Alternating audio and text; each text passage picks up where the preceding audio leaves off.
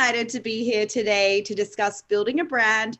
Shit that no one, am I allowed to say shit? It kind of has a, yes, you can whatever, say we're all friends here. Shit that no one tells you, which I'm so excited about. I've built brands myself. Anyone out there who's built a brand or who is thinking of building a brand, I know has so many questions for you guys. Today, we are joined by the fabulous LaQuan Smith. Hi, LaQuan. Hi guys, how's everybody doing? We've got Michael Costello. Hi. Hi, everybody. And we have Jennifer Walker and Adam Drawas from Walker Drawas, entertainment agency, who have built not their own brand, but many, many a brand. So I'm going to let these guys introduce themselves because who knows your story better than your own self.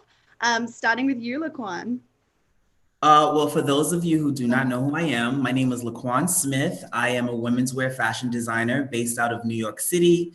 All of my clothing is made and manufactured in New York, and I guess you can say designer to the stars. And you know, I'm a designer who really celebrates femininity and sensuality. Fabulous. And you, Michael. My name is Michael Costello. I am a fashion designer based out of Los Angeles, California. I love what I do. Most people recognize me from Project Runway and Project Runway All Stars. As LaQuan said, designer to the stars. I had to take that line from you, LaQuan. And I'm also the Chief Executive Designing Officer for Michael Costello x REVOLVE Swim. Michael Costello ready to wear with REVOLVE, and we just launched Michael Costello loungewear with REVOLVE. Genius.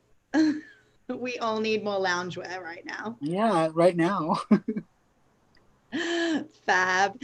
Jennifer and Adam.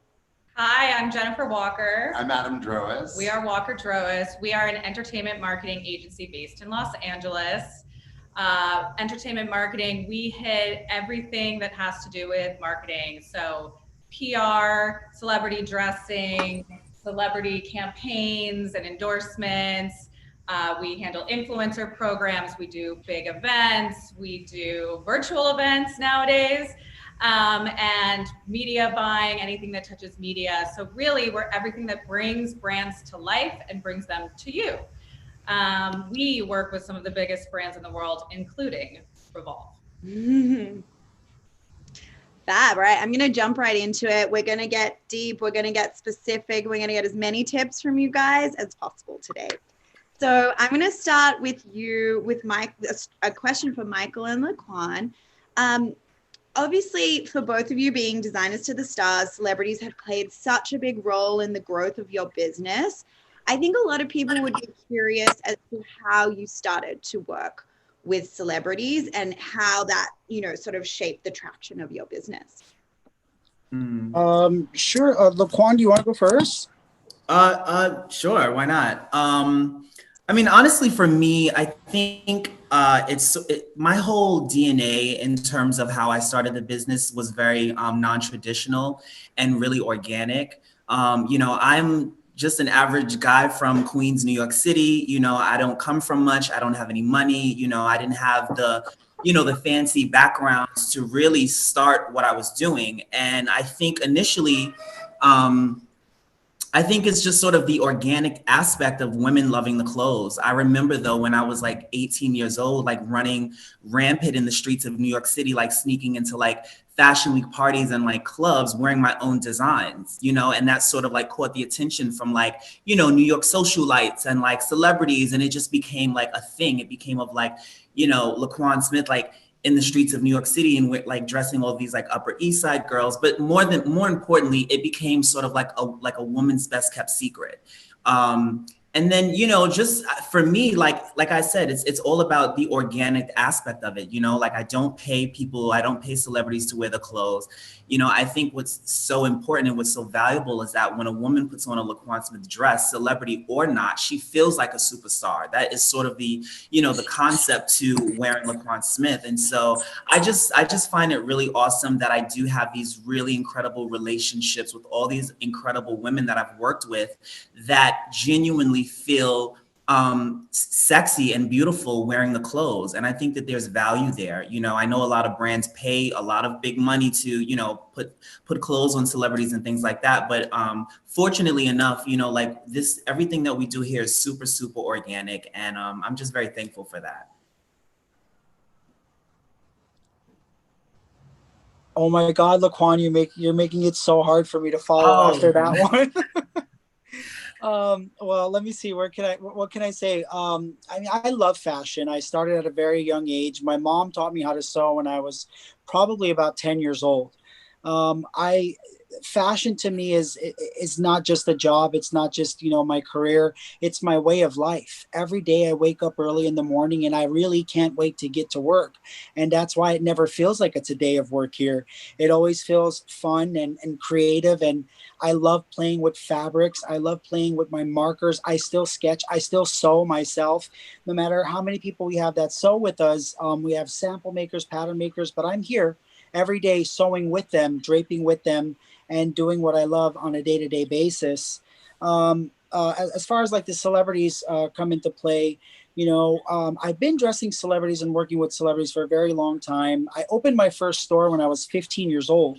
And I opened that store in Palm Springs, California, and it gained the attention of people like, to name drop a little bit back then, Nicole Richie, Rachel Zoe, Misha Barton, Paris Hilton. They would all come to this cool 15-year-old kid's store in Palm Springs that was known for making these, you know, insane dresses. They weren't even sewn because at that time I didn't really know how to sew, but I would hand sew them and develop them and put them together in my own way to make them somewhat functional.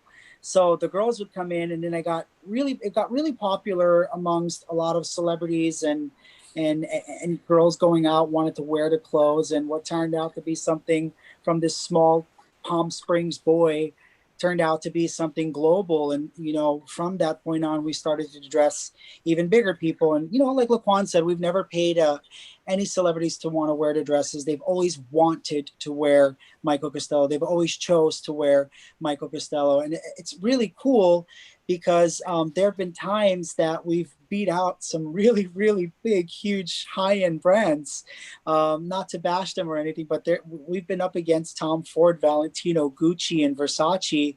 And almost 9 times out of 10, the artist, the celebrity, or the talent is selected a Michael Costello gown.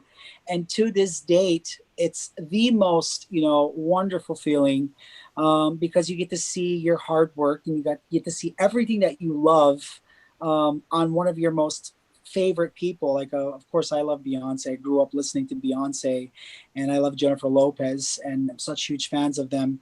And it's one thing if you design, but then when you actually get to dress them and make special pieces for them, then it's on another level. But I can talk about that like a lot. Some people, you have to tell me to shut up or when to stop.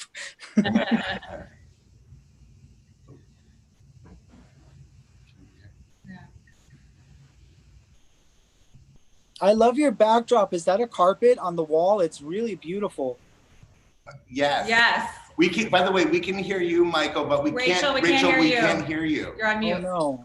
Oh no, There I'm you on go. mute. Yay. Sorry, guys. You'd think I'd be a pro at this by now. I was just saying, I think it's so cool how you guys still clearly have so much passion for the work of the business that you still do. I know it's an industry that has a lot of ups and downs, and I think that shows through in your creativity. Like you both love waking up in the morning and doing what you do, and that shows through. That's amazing. Jennifer and Adam, I have a question for you guys. So we touched a little bit upon celebrity marketing. Are there some other, you know, you guys have built so many brands. Are there some ways other than celebrity marketing that have really stood out to you as a great way to market your brand? Maybe you have an example or just a category. Any tips? Yeah, well, I think just to touch upon celebrity first and foremost, I think that LaQuan and Michael both hit the nail on the head as far as finding women who are organically connected to their collections and to their designs. I started my career almost 20 years ago in London, and coming to LA 14 years ago, the main reason for that move out of London to LA was the celebrity was starting to dictate more of what was in fashion. 15 years ago, it wasn't celebrities on the covers of magazines, it was models. And we see that shift happening. And I think one of the most exciting things about my part of the business and what we do here is that when a celebrity falls in love with an emerging or unknown designer and chooses to support that designer, it catapults them into a different atmosphere and into a different spotlight.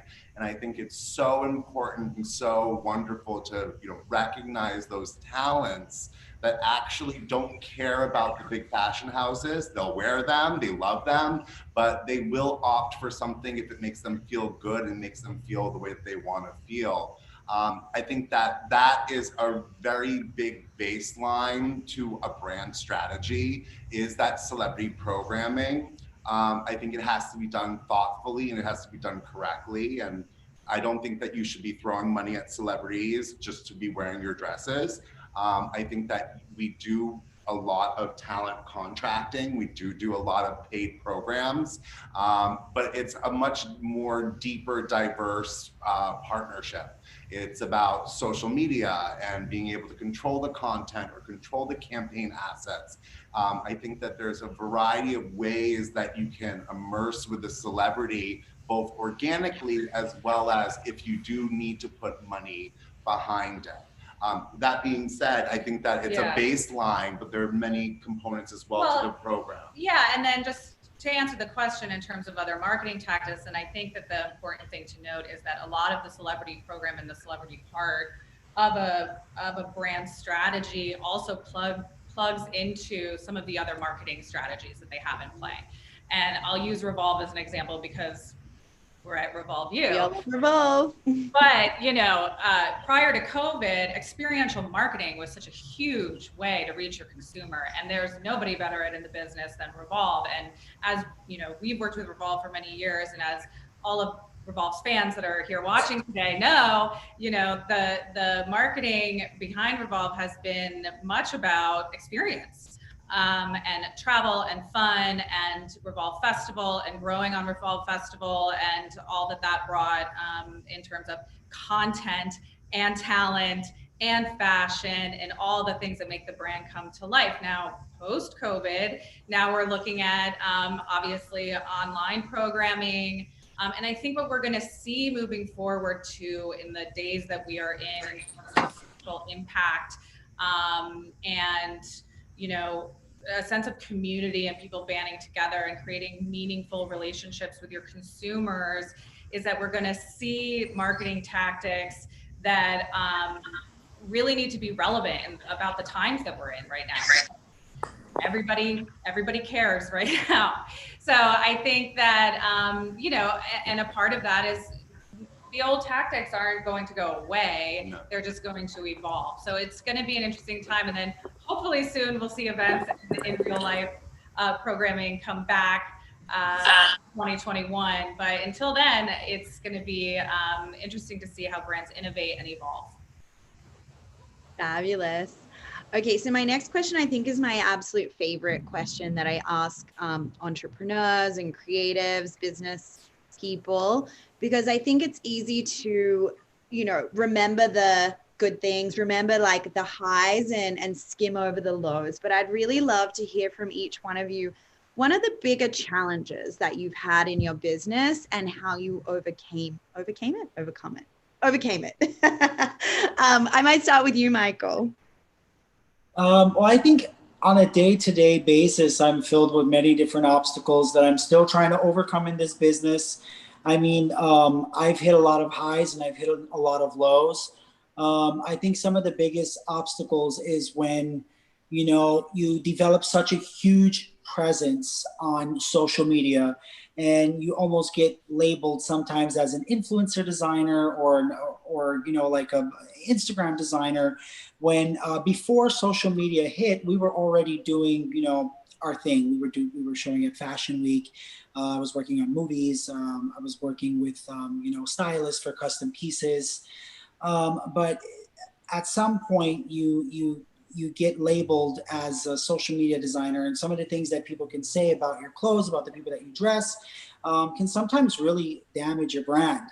And if we're going to talk about, the shit you don't know, then this is one thing that happens a lot. It takes one person to say something negative to start a ricochet or a ripple effect, and it could hurt your career. 5 years ago, something happened to me with a huge accusation that really took us from the top here and dropped us all the way to the bottom. And I wish I could say I handled it the best way I can, but I'm a firecracker. I love to comment back. I love to clap back. And I like to, engage with my audience. I like to engage with my fans. I like to fix things. I like to share my point of view as a designer and as a businessman, because at the end of the day, I have not just myself and my family to take care of. I have a complete staff that I have to take care of. And if we're not doing good, if we're not making money and we're not doing what we're supposed to doing, that affects us all. So I think with the obstacles of social media and people criticizing and people not giving credit, it's so important for people to give credit where credit is due. We work with some of the top tier stylists in the business, and it's so sad that all these stylists and these celebrities, they don't tag the designer, and I have to suffer from that because they don't know what went into making that look. It's not just like we got a piece of fabric, we whipped it up overnight, which in 9 times out of 10, we almost have 12 to 14 to 16 hours to come up with a look for a huge celebrity, and then we don't get credit for it. And then we go on a Twitter war or a banter war, and I do. It's sad that that's one of the obstacles that we have to overcome. It's the shit that you don't see is only the makeup artists and the glam team are getting tagged in these, in these pictures that are worth $1 million. So I always say the best way to overcome these issues is to treat people really how you want to be treated, especially in this cutthroat industry. It's very difficult because the makeup artist didn't make the dress, the hairstylist didn't make the dress, the photographer photographed it, but yet everybody else gets, the credit that they deserve, and it's kind of unfair. Yeah, I think that's a really, really great thing to point out. It's a big obstacle to try and overcome. And you could hire, really great PR agencies out there. I was with multiple different PR agencies who repped us and who did stuff, but it's all about communication and how you want to be treated too. Some of these people get paid huge amounts of money to post and tag and mention, but people forget to appreciate what goes into the actual garment, the time, the dedication, the love, and the excitement for you seeing your piece on a very known person, because that makes a big difference in business too. If one person sees that dress and they want to buy it, it's $5,000, $10,000, $15,000, and that's wonderful. But if you don't get that tag, that credit, that mention, and it's kind of sad. That's one obstacle I'm still working on, still trying to overcome. I mean, there's a lot. That's a really tricky one. I know, especially with influencers, and this might be controversial, but they are getting paid. So sometimes they won't tag a look if they're not paid. And, I think you've got to kind of think of it like, would you like your image to be repurposed without being tagged? Probably not. So it kind of feels the same. Clothing feels the same, close to designers as someone's image does. Yeah, I mean, like if you bought it and you paid for it free and clear, I'm not expecting a tag, post, mention or anything. But if it was on loan or something that you pulled or something that you pay a monthly PR company, $3,000, $4,000, $5,000 a month to rep you, then it's difficult. Right. Agreed. I was just gonna chime in because amongst many other issues and struggles that I had to overcome. I do agree with you, Michael. But for me, on a greater scale, on a larger scale, like I've dealt with the issue of being Black. I've dealt with the issue of not graduating from like top fashion schools. Like I'm self-taught. My grandmother taught me how to sew.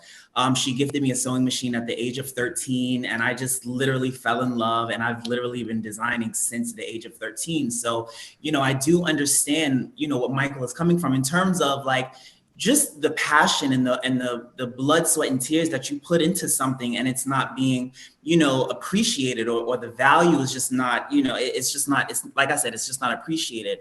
But I mean, for me specifically, I think that I had a list, I had a book of goals that I wanted to achieve. And among those goals, it was like, I want to show at New York Fashion Week.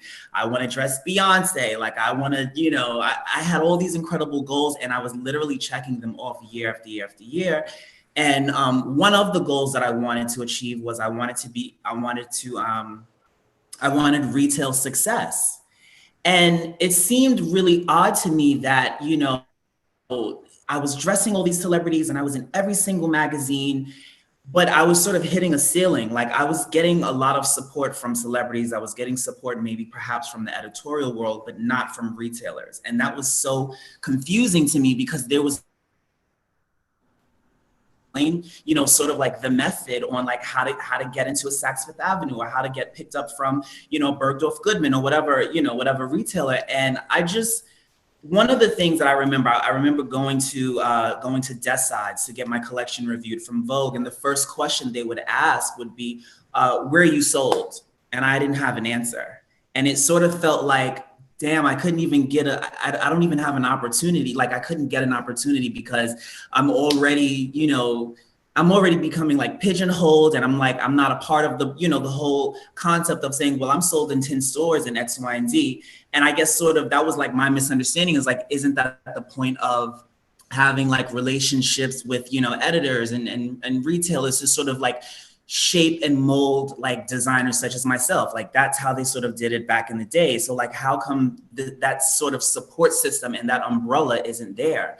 And I just sort of had to, like I said, going back to me just being like organic and doing what I know best, I had to do things unapologetically. I had to do things organically in my own way. I started to, you know, really speak to an audience who spoke to me, you know? So if the daring and the sexy and the cutouts and the high splits wasn't for you, then sweetheart, we're not catering to you. You know what I mean? But I kind of had to like sit with that, you know, and really own my truth and own who I am as a designer, and really own like the trajectory on like what I wanted to say and where I wanted to be placed. And that's really just wanting to be an unapologetically sexy brand. Like, if you want to get your life back, you want to go to a dinner, you want to get your man back, you want to be courted, you want to go out with your girlfriends, you want to go to dinner, like, you're going to wear LaQuan Smith. You know, it's really about celebrating the woman's body and just really feeling sexy again. And I do truly believe that, you know, you could be black, white, you could be a size 0, you could be a size 14. Every woman wants to feel desired. Every woman wants to look beautiful, period. And so that's something that I have sort of like mastered and I've capitalized on. And, you know, just going back to like the retail space, like when we started talking about celebrities, there was a point in time where like celebrities was dictating LaQuan Smith. And it was cool, but up until a certain point. You know, I want to be able to showcase what the LaQuan Smith woman looks like, or the LaQuan Smith experience, and what that looks like. How does that feel? And so, you know, I think just organically, I mean, it's been a long time coming, but just organically, I started to pick up more boutiques, and I started doing more trunk shows. I even took a retail class at Macy's. I had no interest in being sold in Macy's, but, you know, I was just that passionate about learning as much as I can so that I could sort of be prepared to sort of be sold in a whole, you know, have wholesale accounts. And then even when you get that, when I started getting approached from like different retailers, then I hit another roadblock. Well, here's the roadblock, is that some of the, you know, sometimes when you're a designer and you don't have backing, you don't have funding, it's like, well, they'll come to you with a purchase order, and like the payment terms is like, you know, pay upon net 90 after net 90 after delivery. And you're like, WTF, like, I really want to land this opportunity. I want to sell in this store, but how am I supposed to now come up with $30,000, $40,000 to upfront the cost of production? I mean, it's really hard. It's really tricky. And I think that, I mean, there's so many different ways and there's so many different factors into all of it. But I think that, like, you know, when you talk about, you know, the shit that they don't tell you, it's like, no one's telling you this information. No one's really giving designers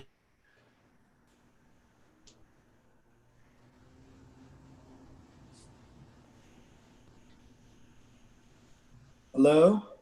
I think we lost you. Is it just me? Oh, No. he's frozen Is on our LaQuan, Oh, LaQuan, are you with us? Still, you know, it's a catch-22. So that's kind of what I have to say about sort of struggling and like, you know, hardships. yeah. I think really want to chime in on something too, because you know, LaQuan is an amazing fashion designer. You can see so many wonderful things from him. You can see his evolution. You can see where he's come from. His journey, his story, and everything is beautiful. And people need to know this about LaQuan. His success is not overnight. His success is not, you know, something that just happened from dressing one celebrity. He worked with a lot of people in order to work with it. He worked with a lot of stylists. And I know a little bit about the LaQuan Smith story, but one thing I want to chime in on is these department stores, because I mean, you hit it. You struck a chord when you said that about the department stores. I've met with every single buyer from Bergdorf, from Saks Fifth Avenue, Neiman Marcus, Macy's. I've met the higher ups, the main buyers, the junior buyers. I've met them all, the most important people. I've hung out with them. I've gone out to bars with them. I've gone shopping with them. I've had dinners with them. You name it, I've met them. And not one of them have ever given me the chance. And they would always tell me, well, are you able to fulfill so many units? Are you able to fulfill the delivery? Do you have the funding? And my answer was always, yes, I have the funding. I have the capital. I have the means. I have that. So it's back to the shit that people don't tell you. I had all this stuff ready to go, and I still couldn't get into an department store. I had everything, you know, ready to go with mass production and factories to make them in small, medium, large, 2, 4, 6, 8, 10. And I still couldn't get into a department store. And we were dressing the biggest people and the biggest celebrities. And then one of the buyers at Neiman Marcus asked me, what were your quarter sales? I said, you want to know what my sales were?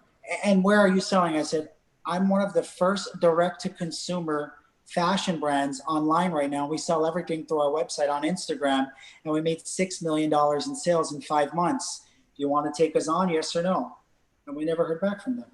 So that's just some of the shit that you see us out there. You see celebs wearing us. You see our name all over these, you know, wonderful fashion publications. But at the end of the day, for me, no one's really giving me a chance to be in a department store to reach different audience. And I'm okay with that for right now. I think it's really interesting. What I'm hearing from both of you is that press doesn't equal wholesale sales, particularly. No, One and two doesn't. And the other thing is that people often think, oh, great, you get on one celebrity, you're on Beyonce, your career is like that overnight. And absolutely, that's not the case. There's so much else that goes on. And with the celebrities and all your marketing, it has to be consistent. Yeah, I think it's also really important to talk about where the industry is today. And I think that what we found, and kind of to echo LaQuan's story, you know, I started from the ground up. We didn't have any backing or financing. Jen and I started this, you know, with just, you know, sheer willpower and a dream. And I think what we have always come across is the pressure of the monster industry and the Anna Wintour era and these powerhouse fashion houses that are owning the market share of these retail stores. And what happened 15 years ago is that celebrities decided to take their own path with their own style and taking on new designers and wearing new brands.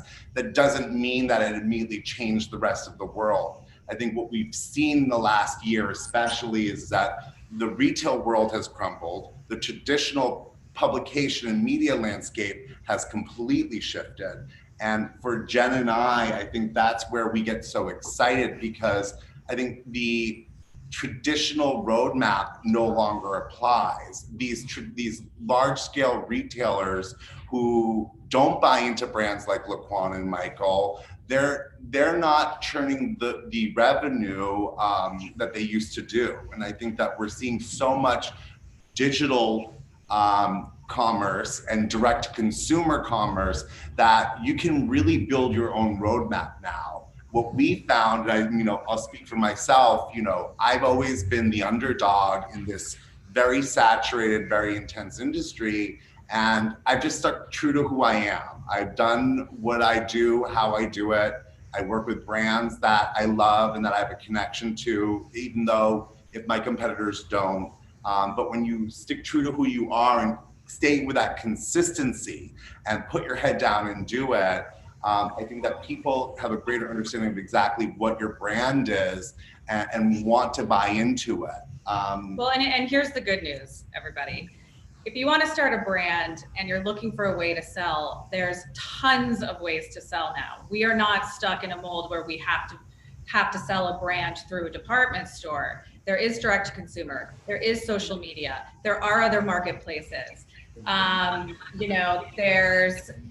ways to get on an Amazon with your own Amazon shop. I mean, there's so many different layers to a buying strategy and a selling strategy that actually can go hand in hand with your marketing strategy as well.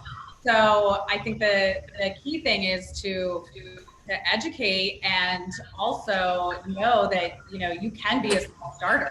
Yeah. You can make your brand sell on your own. You are not at, the mercy of these big department stores anymore. And I think the thing that the shit that people never talk about is that when you do get into a Neiman's or a Saks or a Bergdorf, the entire risk is on the designer. It's not on the retailer. And so that's something that's really, really important.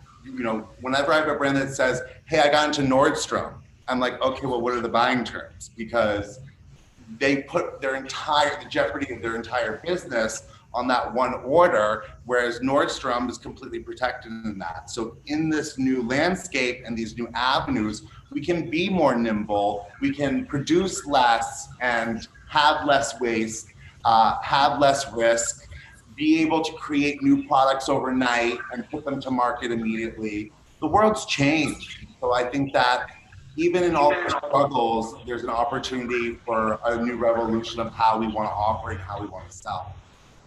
Absolutely. And I think those businesses, it's kind of showing that they weren't forward thinking and they weren't bringing on designers like you guys. And that's probably the reason they're having troubles today in the current market. So you snooze, you lose. You snooze, you lose. You had your chance. LaQuan, I'd love to go back to you and ask, I know it can be really challenging switching between creative brain and business brain. And, even in one day or 1 hour, you might be switching back and forth. Do you have any tips for anyone in creative businesses on how to sort of manage the business side, but nurture the creative side? Definitely. It's tricky, but it's doable. I will be straight honest. I'll be fully transparent with you. I think that if I did not have, my incredible business partner, I don't think I would be where I am today. And the reason why I say that is because talent can take you but so far. I am not a mathematician. God knows I'm not. I'm not in finance. I don't come from a marketing background. There's just so many other layers to running a fashion business that, I don't have that expertise, So I think when it comes down to, having a business partner, being able to sort of like have someone who can take on those responsibilities and take on that kind of leadership on the business aspect, it's important because, once upon a time, there was a time where I was like worried about budget, worried about, oh, this is not in the budget. I can't afford to design this. And my business partner was like, no, F that. Design like until you're like, let your imagination go. Because if we continue to like pigeonhole and like try to penny pinch and figure out like, oh, can I afford to do this? It really does stifle your creativity. And when I started to get that concept, I was like, she's right. Like, let me just like design, as if I had a $10 million budget, and then we'll figure out the finances later. And I mean, and that to me, that's the best way of thinking, is because you want to be unlimited with your creativity. You want to be as creative, as creative and as explosive as much as possible. So to be able to have a business partner, for someone to be able to, take on those kind of like uncomfortable conversations and those financial, barriers, like it's a huge weight lifted off of the creative shoulder, but at the same time too, like I had to start getting comfortable being in these finance meetings and really opening up my ears and my mind to how my business is being ran. If I didn't, I would be A, taken advantage of, or B, I just wouldn't really know what I'm doing, I mean, like I said, like there's so many incredible designers out there in the world, but it takes more than just designing pretty dresses. And I think one of the incredible things that I learned, and Jennifer and Adam talked on this too, is like, you kind of have to like know what works for you. There's no like handbook on like how to do things properly. I think that like each and every single designer has a different completely trajectory on like where they want to go. Some designers, they want to do custom only, celebrities only. Some designers, they want, that large retail department store success. Some designers might want to be a little bit more, quaint and boutique-y and have something a little bit more niche and special. So it really just depends on the designer and like, and how they, how they envision their brand. Did I answer the question? I'm just feel like I'm rambling. Yeah, no, absolutely. It was so good. What I take away, you found an amazing business partner first and foremost. And I mean, and just on top of that too, like not just finding someone who's like knowledgeable in all these things, but finding someone who's not only that, but also understands your vision. Someone who you can trust, someone who it's like it's an unspoken language, someone who's gonna like really, really fight for you and really understand like the future of what it is that you're supposed to be. It takes a very, very special individual to be able to, partner with. I mean, after all, it's like a marriage. You're going into bed with someone, and this is your baby. Like Michael Costello said, it's his baby, it's his passion. It really is, and I think that's one thing that people also never talk about is like the importance of the co-founder relationship.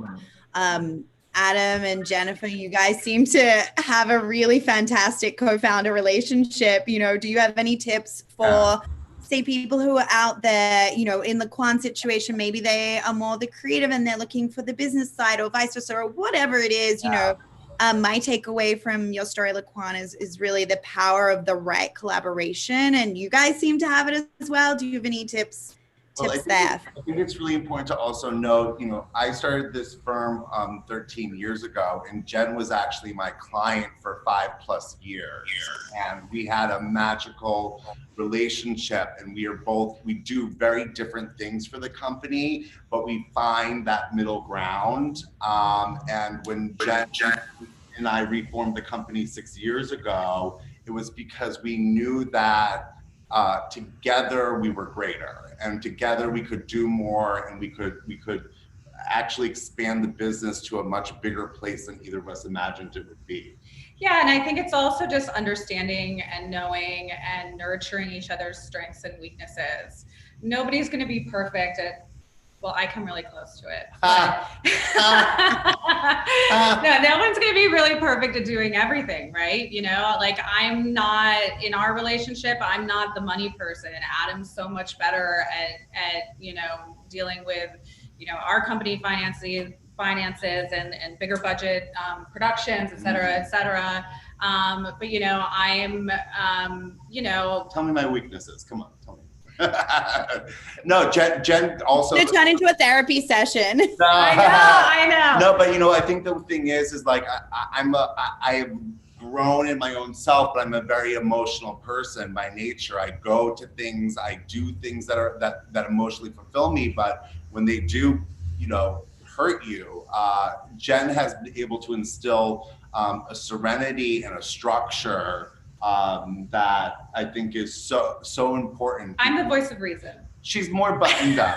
But I think it's important though, and what LaQuan said about this partnership, I think we need to first and foremost, whether you're a brand or you own a company, you need to understand who you are. What brand do you want to be? Do you want to be this small brand, or do you want to be this or that? And understanding somebody who understands who you are and what you are, both strengths and weaknesses, because those are going to change. Each year we grow, and each year the businesses moves into different places, and you have to be able to be flexible together. I think another really important thing as well, beyond just having a very strong partner, is having a strong posse, a group around you, whether that's your CFO, your accountant, whether that is your HR person, whether that's just your friends. I mean, it's really important to have community and be able to talk about your trials and tribulations. I think breaking down that wall is so important. I think I owe so much to Jen, but also the people that we choose to surround ourselves with in our business. Yeah, and that includes our clients as well. You know, it's important that our clients understand our vision for them and that we understand their vision, and collaboratively come together to create a successful program. And that's really important when you do have a brand and you do look for outside partners such as an agency or this kind of posse that you're going to put into your playing field, is that, you know, there's a bit of a yin and yang, but it all needs to work together, and you have to have a certain comfort level with each other to know that you're all on the same path. And that's really, really important, to have the right players. Yeah, because, you know, I think the hardest thing for anybody, especially creatives, is to be able to ask for help. And you need to be able to ask the right people the right questions, so that you can grow. And we grow as individuals, we grow as people, but we also grow as business owners. And, you know, Jen and I have, you know, 15 plus staff. So we also have to take what we've learned and what we do and make sure that our team has that same energy and support. I really like you guys. I gotta get your info after this. That's fun. I want to come and see you guys. I think for me it's the same. You have to know, you have to be really, it's important to be really comfortable with your team and to get along, because at the end of the day, you all have to speak the same language. You all have to have the same you know, goal. If you're working for something, you all have to be passionate about it, like everyone is here in this group. I think having a team that you know each other's strengths and weaknesses and who's good at what, who can do this, who can do that, will definitely make it your job as a designer, as a creative, a lot easier. And for me, at the end of the day, I can say I know that I have a great team that I'm so thankful for. I have a person for this, a person for that. It's not a really big team, but, you know, like, we all work together and we're all working for the same, you know, the same cause or the same thing, and we understand each other. It's like LaQuan says, it's a marriage, and we want to grow together. We want to work together. We want to see beautiful things happen. So if anybody has something to take away from that, make sure that you know who you're working with, who you can trust, and who's going to help you grow as a brand, and who has the same vision that you do. Yeah, absolutely. And especially not only knowing each other's strengths and weaknesses, but accepting them and working them in tandem to overall become a strength. Sounds like something you guys have all got in common. Okay, so we're about out of time. I could talk to you guys all day. I feel like we're all gonna be friends after this, but I was wondering if anyone has any last parting words of wisdom to aspiring young, not only designers, but anyone looking to create a brand in any vertical. Any advice you would leave them with? I'll say this: I would be prepared to be unprepared. I think what everybody, brands big and small, have learned this year is that life is going to throw us some curveballs that we are not going to see coming. And the best thing that you can do in this day and age with a brand is to be able to be nimble and to take things in stride and be able to pivot and evolve as the times demand. I think for me, especially in the last 6 months, I would say make sure that you're also taking care of your own wellness. In order for us to operate in business, in order for us to grow, we need to be whole with ourselves. Find that serenity, find that balance between the hustle and the calm, because this is a marathon, and you want to sustain and grow. In order to do that, you need to be good with yourself. So take care of yourself. Yeah, that's great. I say take risk, take chances, give it 100%. I like that one, Michael. That's a good one. Yeah, take risk, take chances, stay true to yourself. And, you know, you're going to hit a lot of no, you're going to get a lot of no, but you have to be persistent.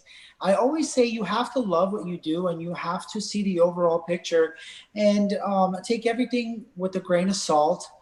And, you know, to talk to people who have experience in the industry, and don't be afraid to ask questions. Don't be afraid to approach, you know, whether you want to be a designer or you want to be a model, you want to be an actor, make friends. I know right now we can't go anywhere and we can't socialize, but do it online. Be more interactive, and make sure to get your point of view as a designer or who you are across. And it's always so important to just stay true to yourself no matter what.